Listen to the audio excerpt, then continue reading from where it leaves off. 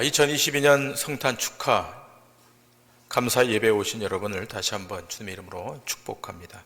작년과 달리 올해는 거리뛰기를 하지 않고 모든 교회들이 현장에서 마음껏 예배할 수 있게 되어서 얼마나 감사한지 모르겠습니다.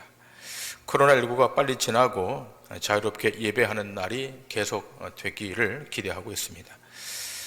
어떤 분이 성탄절인데 무엇 때문에 술집에서 또 호텔에서 축성탄을 써붙여놓고 성탄을 축하하냐라고 반문합니다.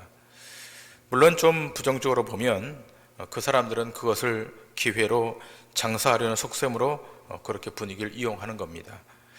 자, 그런데 좀 긍정적으로 보면 세상에서는 옛적부터 고을의 원님의 생일에도 고을이 기뻐했고 또 임금이 생일을 맞게 되면 나라가 기뻐했던 것처럼 예수님은 만왕의 왕이시기 때문에 누가 강요도 안 했는데 거리에 나가 시간을 보내기도 하고 흥에 겨워 춤을 추기도 하는 것입니다. 어떤 면에서는 이것이 당연한 것이 아닌가 그렇게 여길 수도 있겠습니다. 자, 그런데 지금 우리는 그것이 문제가 아니고 오늘 성탄절인데 도대체 이 땅에 구주로 오신 예수 그리스도는 어떤 분인가? 이 땅에 구원자로 오신 예수님은 어떤 분인가? 그것을 잘 알아야 되지 않겠습니까? 100년 전에 선교사 한 명이 우리나라에 와서 예수 그리스도를 증거했는데 지금 나라 곳곳 시골과 저 바닷가까지 교회가 들어섰습니다.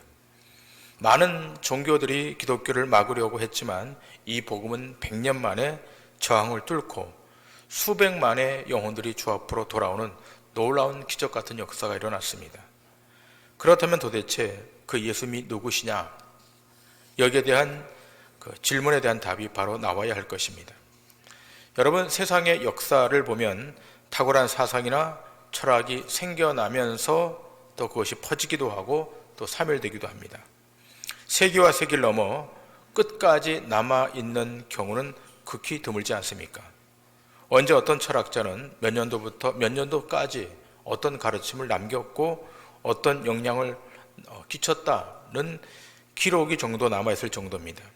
그러나 예수 그리스도의 복음, 그 복음의 능력은 중단되지 않고 지금까지도 계속 전파되고 있고 계속 번져나가고 있습니다. 그렇다면 사람이 우둔하지 않은 존재라고 한다면 도대체 예수 그리스도가 누구신가 하는 것을 확인해야 될 것입니다. 역사학자 아놀드 토인비는 예수 그리스도를 몰라서는 역사 연구를 제대로 할 수 없다라고 자신의 책에 서술할 정도로 예수가 누구인지는 아주 중요한 역사적 명제입니다. 전 세계와 역사를 움직이시는 예수 그리스도, 오늘 여러분이 그분을 정확히 알게 되고 그분을 통해서 우리 인생이 바뀌어지고 그분의 교훈을 통해서 그분의 말씀을 통해서 우리 인생이 새롭게 되는 그런 축복의 은혜가 있기를 주님 이름으로 축원합니다. 오늘은 9구절, 성경 9구절을 인용하면서 짧게 교훈을 나누고 오늘 말씀을 마치도록 하겠습니다. 그 첫 번째, 예수 그리스도의 오심, 그 첫 번째는 700년 전 이사야 선지자의 예언이 성취된 사건입니다. 예수님은 성경에서 하나님께서 미리 이사야 선지자를 통하여 태어나실 것을 예언했습니다. 이사야서 7장 14절에 이렇게 기록되어 있지 않습니까? 그러므로 주께서 친히 징조를 너에게 주실 것이라. 보라, 처녀가 잉태하여 아들을 낳을 것이요 그의 이름을 임마누엘이라 하리라. 오늘 우리가 본문으로 삼고 있는 마태복음서와 동일한 메시지가 700년 전 이사야 선지자의 예언을 통해서 선포되었다는 것입니다. 이 말씀을 이사야가 하나님으로부터 받았지만 아마 그때 이 이사야가 생각했을 때 이 말씀은 이해가 안 되는 말씀이었을 것입니다. 예수 그리스도, 임마누엘이라고 하는 이름은 좋은데 처녀가 잉태하여 아들을 낳을 것이다. 이해가 안 되는 말이었을 것입니다. 그러니까 이사야 선지자는 기록하라고 해서 기록을 했을 뿐입니다. 자, 그런데 놀라운 것은 세월이 700년이 지난 바로 그 시점에 비로소 그 예언이 성취됐다고 하는 것입니다. 또 고맙게도 하나님을 믿지 않는 고고학자들이 성경을 갖고 분석을 했습니다. 마태복음이 예수님 이후의 책이 맞는가? 이사야 말씀이 예수님 이전의 책이 맞는가 하는 것을 긴 시간 동안 연구했는데 과학적인 결과가 나왔습니다. 이사야가 기록한 두루마리 성경이 당시 것이라고 하는 증거가 나왔고 700년이 넘어서 1000년 가까이 지나서 기록된 것이 마태복음이라고 하는 증거가 과학자들로부터 증명이 되었습니다. 또한 모세와 이사야가 만난 적이 있느냐? 시대가 다름으로 도무지 만날 수가 없습니다.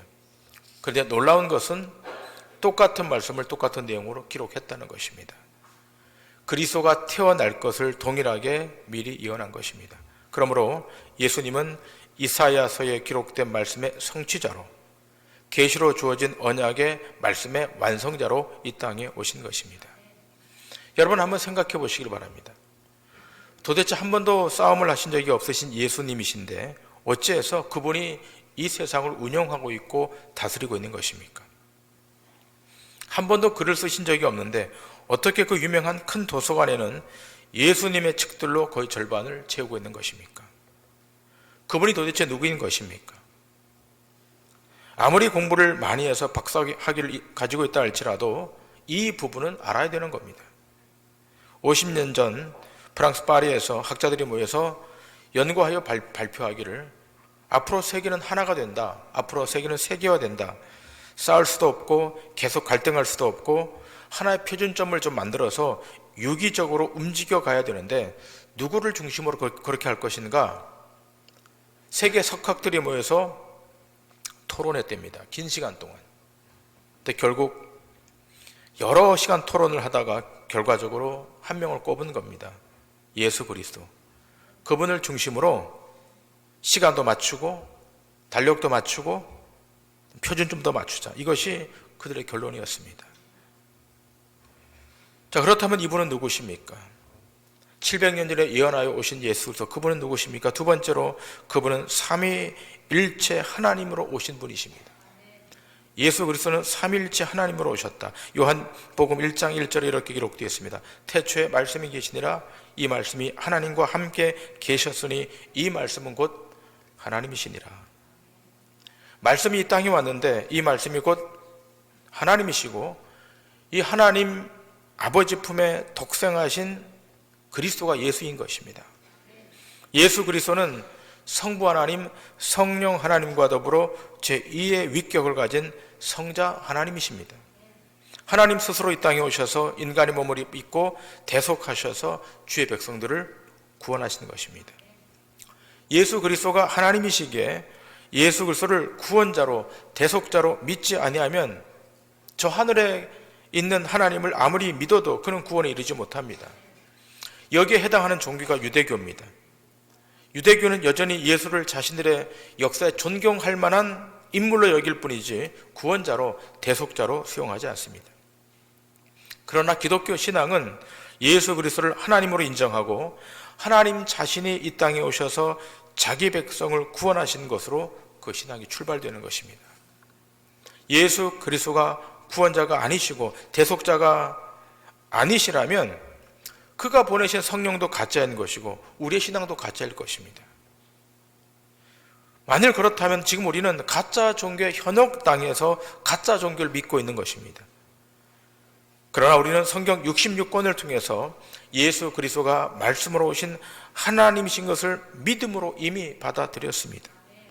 그 예수 그리스도가 한 영혼 한 영혼을 거듭나게 해서 모든 죄가 예수 그리스도를 통해서 속함을 받고 저 영원한 하나님의 나라로 들어가게 된 것을 성령을 통해서 이미 확증받았습니다. 그러므로 성자 예수 그리스도가 말씀으로 이 땅에 오신 성부 하나님과 본체이신 것을 조금도 의심할 수 없는 것입니다. 예수님은 성부 하나님과 일체되신 우리의 주권자이신 성자 하나님이심을 이 아침에 믿으시기를 주님의 이름으로 간절히 축원합니다. 세 번째로 예수 그리스도의 오심은 창세기 1장 27절 28절의 회복입니다. 예수 그리스도의 오심은 창세기 1장 27절과 28절의 회복, 하나님 형상의 회복입니다. 창세기 1장 27절 28절입니다. 하나님이 자기 형상 곧 하나님의 형상대로 사람을 창조하시되 남자와 여자를 창조하시고 하나님이 그들에게 복을 주시며 하나님이 그들에게 이르시되 생육하고 번성하여 땅에 충만하라. 땅을 정복하라. 바다의 물고기와 하늘의 새와 땅에 움직이는 모든 생물을 다스리라 하시니라. 여러분, 피조된 인간이 가장 행복해지는 것은 무엇입니까? 그건 창조주를 만날 때입니다. 만들어진 존재가 만든 분을 만나지 못한다면 그것만큼 비극은 없을 것입니다. 그런데 예수 그리스도가 창조주 하나님을 만나는 유일한 길입니다. 예수 그리스도만이 창조주 주권자 하나님을 만나는 유일한 통로입니다.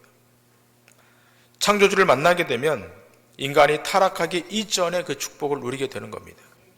우리가 알다시피 인간은 하나님의 형상대로 창조되었고 그 형상으로 만물을 정복하라라고 하는 사명을 받았는데 아담과 하와의 타락으로 말미암아 그것을 다 상실해버린 겁니다. 자, 그런데 이렇게 상실해버린 이 빼앗긴 것을 다시 찾게 되는데 누구를 통해서 찾게 되는가? 예수 그리스도를 통해서 찾게 되는 것입니다. 예수께서 자기 백성을 위해서 십자가에 죽으심으로 하나님께 대한 자기의 사랑을 확증시켜 주신 것입니다. 하나님은 원죄로 인해서 타락된 인생들이 죄와 사단의 손에 묶여 죽기를 원치 않으십니다. 죄가 인간을 사망 앞으로 끌고 갔지만 그 사망 앞에서 영원한 징벌 상태에 있는 것을 우리 하나님은 원치 않으셨습니다. 그래서 돌아오는 길을 열어주셨는데 그 길이 바로 예수 그리스도이십니다.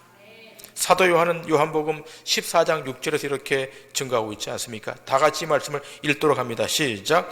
예수께서 이르시되 내가 곧 길이요 진리요 생명이니 나로 말미암지 않고는 아버지께로 올 자가 없느니라.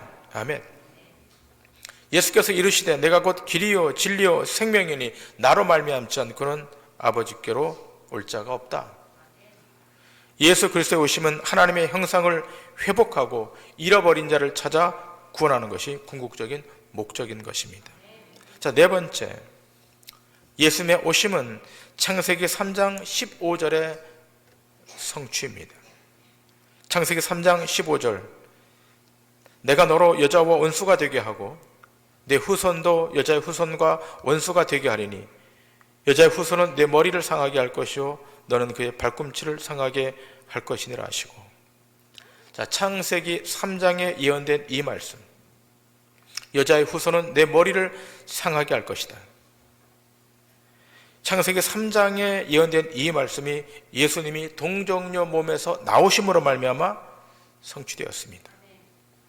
앞에서 보았던 이사야서 7장 14절의 말씀, 보라 처녀가 잉태하여 아들을 낳을 것이요 그 이름을 임마누엘이 하리라. 이 말씀이 성취된 겁니다. 여러분, 우리는 매주마다 사도신경을 고백하고 있지 않습니까? 오늘 아침도 우리는 사도신경을 고백했습니다. 전능하사 천지를 만드신 하나님 아버지를 내가 믿사오며 그 외아들 우리 주 예수 그리스도를 믿사오니 이는 성령으로 잉태하사 동정녀 마리아에게서 나게 하시고, 동정녀 마리아에게서 나게 하시고. 여러분, 이 고백을 하면, 예수의 이름에 의지해서 이 고백을 하면 벌써 사단은 벌벌 떨고 우리 앞에 도망을 갑니다. 왜 그런가 하면 창세기 3장 15절의 말씀대로 여인의 후손, 아담의 후손이 아닌 동정녀의 몸을 입고 이 땅에 오셨기 때문입니다. 동정녀의 몸을 입고 이 땅에 오셨다고 하는 것은 예수님은 원죄가 없으신 상태에서 오셨다는 겁니다. 죄 없으신 분이 이 땅에 오셔서 죄의 조장자 사단을 징벌하고 죄의 근원을 멸하시겠다고 하는 말씀이 선포되었기에 이 말씀은 강력한 말씀이 되는 것입니다. 이 말씀이 이미 예언되었고 주님이 오심으로 성취된 것입니다. 그래서 오늘 우리는 이 성탄절에 그 주님의 오심에 기뻐하고 감사하는 것입니다.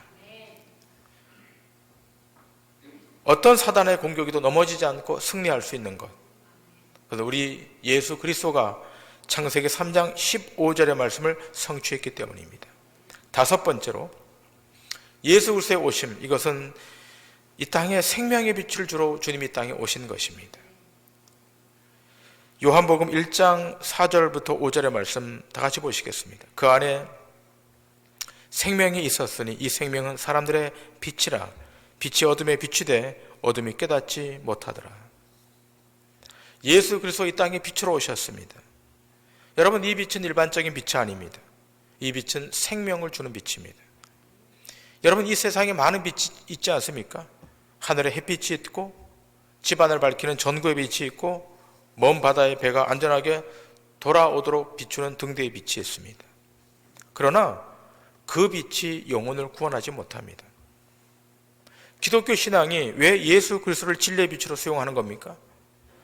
예수 그리스도의 그 빛을 받게 되면 어둠은 떠나고, 고독은 떠나고, 죽음은 떠나고, 그 안에 생명이 찾아오기 때문에 그렇습니다. 요한복음 12장 46절은 이렇게 증거합니다. 나는 빛으로 세상에 왔나니 무릇 나를 믿는 자는 어둠에 거하지 않게 됨이니라. 예수님이 빛으로 오심으로 더 이상 죽음 우리 앞에 다가오지 않는다는 겁니다. 어둠이 우리를 지배할 수 없다는 겁니다. 오늘 이 아침 그 생명의 빛, 주님의 그 생명의 빛이 여러분 심령 가운데 임재하는 축복이 있기를 주님의 이름으로 축원합니다. 여섯 번째, 예수 그리스도는 흑암의 권세를 건지시려고 이 땅에 오셨습니다. 흑암의 권세에서 우리를 건지시기 위해서 주님이 이 땅에 오셨습니다. 골로새서 1장 13절 14절에 바울은 이렇게 증거합니다. 그가 우리를 흑암의 권세에서 건져내사 그의 사랑의 아들의 나라로 옮기셨으니 그 아들 안에서 우리가 속량 곧 죄사함을 얻었도다. 예수 그리스도 이 땅에 왜 오셨습니까? 흑암의 권세에서 우리를 건져내시기 위해서. 여러분과 저는 다 흑암의 권세 아래에 있었던 자들입니다. 그 아래 신음하고 죽을 수밖에 없었던 자들입니다. 그런데 우리 주님이 이 땅에 오셔서 여러분과 저를 그 흑암의 권세에서 끄집어내셔서 생명의 자리로 옮겨주신 줄 믿으시길 바랍니다. 여러분, 흑암의 권세는 삶을 피폐케 만듭니다. 삶을 가난하게 만듭니다. 흑암의 권세는 우리를 영원한 열등자로 만들어서 영원히 자기 존재를 한없이 초라하도록 만듭니다. 흑암의 권세는 그러한 힘이 있습니다. 우울하게 만들고 고독하게 만들고 자괴감을 갖도록 만듭니다. 며칠 전이었어요. 제가 늘 만나는 목사님 한 분이 계신데 그분의 지인이 고독사로 최근에 돌아가셨어요. 고독사로. 그 돌아가신 분 제가 뵌 적이 있습니다. 그분에게 이 목사님이 수차례 복음도 전했고 교회에 좀 나오길 권면했어요. 근데 그분이 그런 대답이었어요. 2023년에 꼭 나가겠습니다. 근데 3일 전에 돌아가셨어요. 혼자 사시는 분이었는데 고독사였습니다. 돌아가신 지 3일 만에 소방서에서 발견해서 장례를 치렀다고 합니다. 우리의 삶을 힘들게 하고 가난하게 하고 어둡게 하는 악한 세력은 분명히 존재합니다. 이 흑암의 권세에서 우리를 구하시려고 주님이 이 땅에 오신 줄 믿습니다. 사도 바울은 아그리빠 왕 앞에서 이렇게 담대하게 증거하지 않습니까? 사도행전 26장 18절입니다. 그 눈을 뜨게 하여 어둠에서 빛으로 사단의 권세에서 하나님께로 돌아오게 하고 죄사함과 나를 믿어 거룩하게 된 무리 가운데서 기업을 얻게 하리라 하도이다. 어떻게요? 어둠에서 빛으로 사단의 권세에서 하나님께로 돌아오게 하고, 지금 아그리빠 왕 앞에서 사도 바울이 증거한 메시지입니다. 우리 주님이 땅에 오심으로 어둠에서 빛으로 사단의 권세에서 하나님 앞으로 돌아오는 역사가 있었다는 거예요. 바울의 삶이 그랬다는 것을 지금 간증하는 거예요. 내가 믿는 예수 그리스도는 어둠에서 빛으로 사단의 권세에서 생명의 하나님께로 돌아오는 그 능력의 주이심을 지금 아그리빠 왕 앞에서 고백하고 있는 거예요. 오늘 이 사도 바울의 고백이 성탄절 아침 여러분의 입술에서 고백되는 축복이 있기를 주님 이름으로 축원합니다. 일곱 번째, 예수 그리스도는 자기 백성을 죄에서 구원하러 오셨습니다. 자기 백성을 죄에서 구원하러. 자, 오늘 본문 마태복음 1장 21절에 이렇게 되어 있지 않습니까? 아들을 낳으리니 이름을 예수라 하라. 이는 그가 누구 백성입니까? 자기 백성을 그들의 죄에서 구원할 자이심이라. 예수 그리스도 이 땅에 왜 오셨어요? 이 땅에 흩어져 있는 자기 백성을 구원하러 오시는 거예요. 불신자와 신자의 차이가 무엇입니까? 불신자는 자기 운명의 덫에 갇혀서 빠져나오지를 못하는 자들이 불신자예요. 그러나 신자는 누구입니까? 하나님이 예수 그리스도를 이 땅에 보내셔서 구원하시기로 작정한 자기 백성 안에 편입된 자들이 신자예요. 오늘 여러분과 저는 하나님의 자기 백성 안에 편입된 자들이에요. 이것 때문에 기뻐하셔야 돼요. 이 사실을 인지한다면 날마다 감사하셔야 돼요. 예수 그리스도는 자기 백성을 구원하러 이 땅에 오셨습니다. 이 죄는 사망이에요. 이 죄는 영원한 멸망이에요. 우리 모두는 이 사망과 영원한 멸망에 갇혀 있을 수밖에 없었던 존재들인데 우리 주님이 오셔서 우리를 거기서 빼내주셔서 어디로요? 자기 백성 안으로 들여보내주시는 거예요. 얼마나 감사한 일입니까? 오늘 이 아침 여러분과 제가 그 죄에서 해방되었다는 사실 때문에 기뻐하실 수 있기를 주님 이름으로 축원합니다. 여덟 번째로, 예수님이 이 땅에 오신 것은 그 백성과 함께 하시기 위함이십니다. 예수님이 이 땅에 오셔서 누구 백성과? 자기 백성과 하나님이 함께 하신다. 임마누엘 하신다.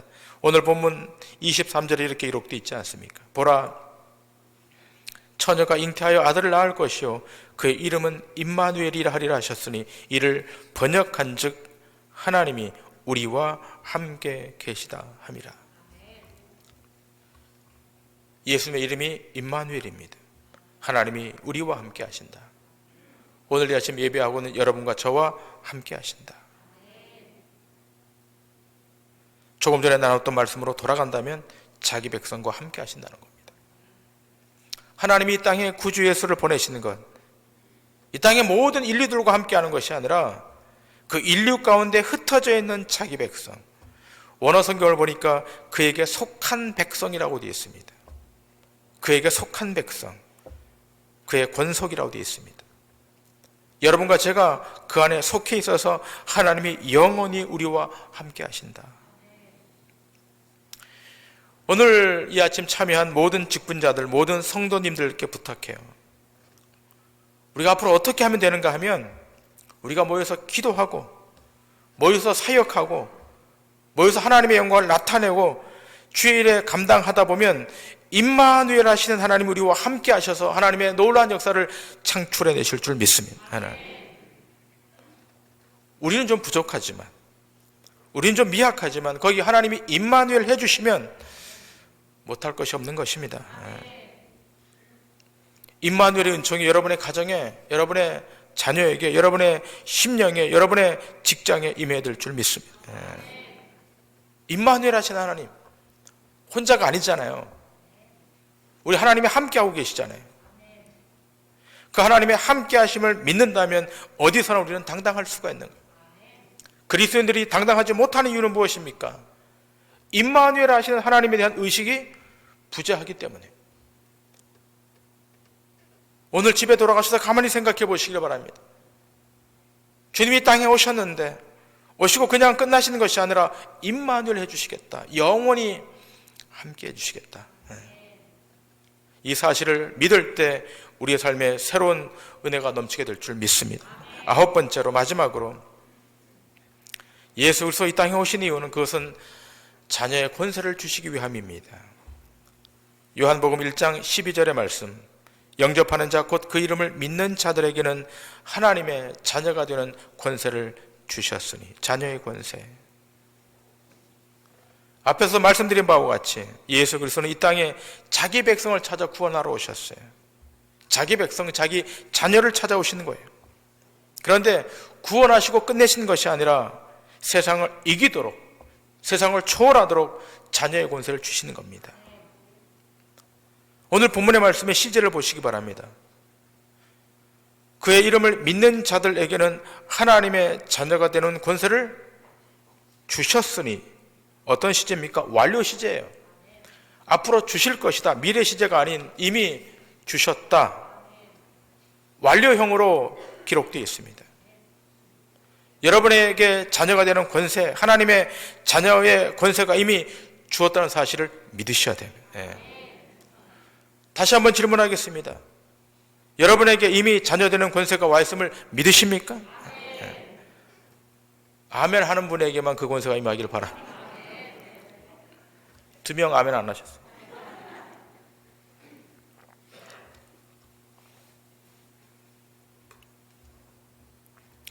자녀의 권세는 중요합니다. 뭐 대통령의 아들만 해도 대단한데 우리 하나님의 자녀 아니겠습니까? 하나님의 자녀의 권세가 와 있음을 인지하는 모든 성도는 모든 저주에서, 모든 징벌에서 해방되었음 또한 믿으셔야 됩니다. 로마서 8장 1절 2절에 이렇게 되어 있지 않습니까? 그러므로 이제 그리스도 예수 안에 있는 자에게는 결코 정죄함이 없나니 이는 그리스도 예수 안에 있는 생명의 성령의 법이 죄와 사망의 법에서 너를 해방하였습니다. 성탄절은 우리가 주님으로부터 자녀의 권세를 받았음을 확인하고 세상에 대하여, 죄에 대하여, 어둠에 대하여 승리를 선포하는 날입니다. 단순히 기뻐하고 즐거워하고 맛있는 음식 먹고 영화 보러 가는 날이 아니라 자녀의 권세로 세상을 이겼음을 선언하고 그 승리의 감격으로 세상을 뛰어넘는 날이 성탄절입니다. 우리가 오늘 성탄 예배를 드려도 여전히 악의 세력은 우리를 엄습해 올 것입니다. 내년에는 어떤 모양과 형태로 이 악이 우리를 침범해 올지 예측할 수 없습니다. 그러나 분명한 것은 이 악의 세력은 포기하지 않고 공격할 것이고 신자의 삶을 가난하도록 만들도록 온갖 수단을 다 강구할 것입니다. 이때 하나님이 주신 특권, 주의 자녀의 권세를 사용해서 강력하게 대항하십시오. 주의 자녀에게만 허락된 예수 그리스도의 이름, 그 이름을 붙들고 선포하고 악을 물리치시길 바랍니다. 그리고 믿음으로 고백하고 나아가면 악은 떠나게 될 것이고 주의 평강이 여러분 심령 가운데 자리하게 될 줄 믿습니다. 자, 정리하겠습니다. 자, 스크린에 좀 띄워주세요. 예수 그리스도의 오심 9가지입니다. 700년 전 이사야 선지자 예언의 성취인 것이고, 삼위일체 하나님으로 오시는 것이고, 창세기 1장 27절 28절의 회복, 하나님 형상의 회복 때문에 오시는 것이고, 창세기 3장 15절의 성취, 예수님 이 땅에 동정녀 몸으로 오심으로 사단의 머리가 깨어지는 승리가 있는 것이고, 예수 그리스도 이 땅에 오심으로 이 땅에 생명의 빛이 맺던 것이고, 예수님이 오심으로 흑암의 권세에서 우리가 건져진 것이고, 예수님이 오심으로 자기 백성을 죄에서 구원하셨고, 예수 그리스도 오심으로 자기 백성과 함께하게 하셨고, 예수 그리스도가 오심으로 우리에게 자녀의 권세가 허락되어 있음을 기억하시고, 이 한 주간 믿음으로 승리하시는 축복이 있기를 주님 이름으로 간절히 축원합니다.